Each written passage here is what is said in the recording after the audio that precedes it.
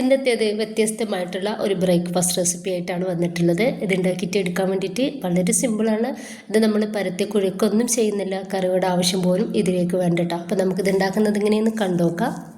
അതിന് വേണ്ടിയിട്ട് ഞാൻ ഇതുപോലെ ഒരു ബൗളിലേക്ക് ചെറിയ ചൂടുള്ള 1 കപ്പ് പാല് ഒഴിച്ചെടുക്കുന്നുണ്ട്. പാലിന് പകരം നിങ്ങൾക്ക് ചെറിയ ചൂടുള്ള വെള്ളം എടുത്താലും മതി. ഇനിയിപ്പോൾ ഇതിലോട്ട് 2 ടേബിൾ സ്പൂൺ പഞ്ചസാര ചേർക്കുന്നുണ്ട്. 1 ടീസ്പൂൺ ഇൻസ്റ്റൻറ്റ് ഈസ്റ്റ് കൂടി ഇതിലേക്ക് ചേർക്കുകയാണ്. 1 ടേബിൾ സ്പൂൺ ഓയിൽ ചേർക്കുന്നുണ്ട്. ഇനിയിപ്പോൾ ഇത് നന്നായിട്ട് നമുക്കൊന്ന് മിക്സ് ആക്കി എടുക്കാം. നന്നായിട്ട് മിക്സ് ആക്കി കൊടുത്തതിന് ശേഷം നമുക്കിതിലോട്ട് 1 കപ്പ് മൈദ ചേർത്ത് കൊടുക്കാം.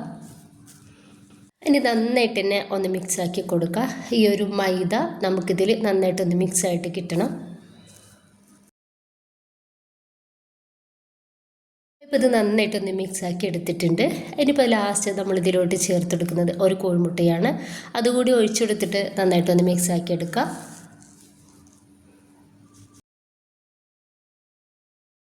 ഇനിയിപ്പോൾ 1 മണിക്കൂർ നമുക്കിത് ഈസ്റ്റൊക്കെ ഒന്ന് വറുക്കാൻ വേണ്ടിയിട്ട് ഒന്ന് പൊങ്ങാൻ വേണ്ടിയിട്ട് മാറ്റി വെക്കാം. ഇനിയിപ്പോൾ ഒരു ബൗളിലോട്ട് 3 കോഴിമുട്ട പൊട്ടിച്ചെടുത്തിട്ടുണ്ട്. ചെറിയ സോള ചെറുതാക്കിയിട്ട് കട്ടാക്കി എടുത്തത് ഇനി ഇതിലേക്ക് ഇട്ട് കൊടുക്കുകയാണ്. അതുപോലെ തന്നെ ഒരു ചെറിയ തക്കാളി ചെറുതാക്കിയിട്ട് കട്ടാക്കിയത് കൂടി ഇട്ടെടുക്കുന്നുണ്ട്.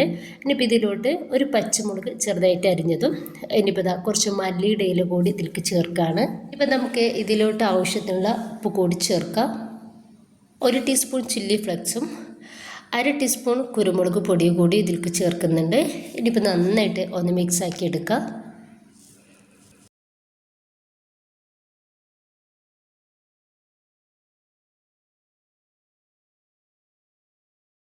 ഇപ്പോൾ ഇത് നന്നായിട്ടൊന്ന് മിക്സ് ആക്കി എടുത്തിട്ടുണ്ട്.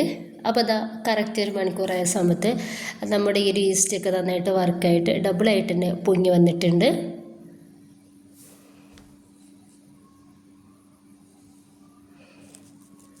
ഇത് ചെറുതായിട്ട് നമുക്കൊന്ന് മിക്സ് ആക്കി കൊടുക്കാം.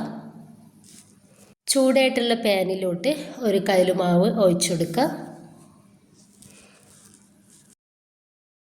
അപ്പോൾ ഇതിൻ്റെ ഈ ഒരു മേൽഭാഗം ചെറുതായിട്ട് ഒന്ന് ഡ്രൈ ആയിട്ട് കിട്ടിയാൽ നമുക്കിതൊന്ന് മറിച്ചിട്ട് കൊടുക്കാം. അടിഭാഗം കൂടി ഒന്ന് റെഡി ആയിട്ട് കിട്ടിയാൽ നമുക്കിതൊന്ന് മറിച്ചിട്ട് കൊടുക്കാം. ഇത് വേഗത്തിൽ നമുക്കൊന്ന് റെഡി ആയിട്ട് കിട്ടും. 1-2 പ്രാവശ്യം മാത്രം നമ്മളിതൊന്ന് മറിച്ചിട്ട് കൊടുത്താൽ മതി.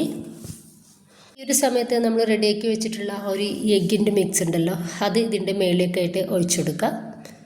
നമുക്ക് ഇത് എത്ര വേണം അതിനനുസരിച്ച് ഒഴിച്ചു കൊടുക്കാവുന്നതാണ്. പുറത്തോട്ടൊന്നും ആവാത്ത രീതിയിൽ വേണം ഒഴിച്ചു കൊടുക്കാൻ വേണ്ടിയിട്ട്. അപ്പോൾ ഈ രീതിയിൽ ഞാനൊന്ന് റെഡിയാക്കി എടുത്തിട്ടുണ്ട്. അപ്പോൾ ഇതിൻ്റെ മേലേക്ക് നമ്മൾ ചുട്ട് റെഡിയാക്കി വെച്ചിട്ടുള്ള ഒരു പത്തിരി ഇതുപോലെ വെച്ച് കൊടുക്കുക. എന്നിട്ട് നന്നായിട്ട് തന്നെ ഒന്ന് പ്രസ് ചെയ്ത് കൊടുക്കുക. ഇനിയിപ്പോൾ നമുക്ക് ഇതൊന്ന് മറിച്ചിട്ട് കൊടുക്കാം. നമുക്കിതിൻ്റെ ഉള്ളിലുള്ള ആ ഒരു എഗ്ഗിൻ്റെ ഫില്ലിങ് ചെറുതായിട്ടൊന്ന് വേവായിട്ട് കിട്ടണം. 2-3 പ്രാവശ്യം ഇതുപോലെ ഒന്ന് തിരിച്ച് മറിച്ചിട്ട് കൊടുത്താൽ അതൊന്ന് റെഡിയായിട്ട് കിട്ടിക്കോളും.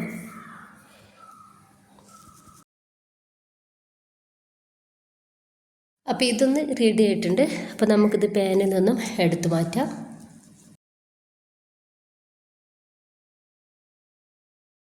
അപ്പോൾ ഇതുപോലെ ഒന്ന് റെഡിയാക്കി എടുത്തിട്ടുണ്ട്. നല്ല സോഫ്റ്റാണ്, അതുപോലെ തന്നെ നല്ല ടേസ്റ്റാണ് ഇത് കഴിക്കാൻ വേണ്ടിയിട്ട്.